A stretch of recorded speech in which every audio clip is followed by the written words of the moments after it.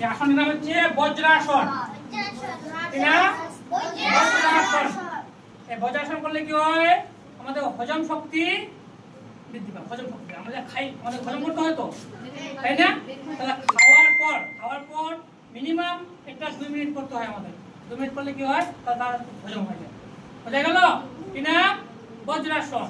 এই ব্যায়ামটা প্রতিদিন করলে কি হয়? আমাদের হজম শক্তি, ঠিক আছে, মানসিক এবং শারীরিক যে চিন্তা থাকে সেটা কমে যায় এবং শরীর সুস্থ থাকে। বোঝা গেল? এবং আমাদের যে এই মেরুদণ্ড আছে, এই মেরুদণ্ডটা একেবারে সোজা হয়ে থাকে, আছে না? হাঁটুর ব্যথা হয় না? হাঁটুর ব্যথা কমে। বোঝা গেল? তাহলে এই আসনটার নাম কি?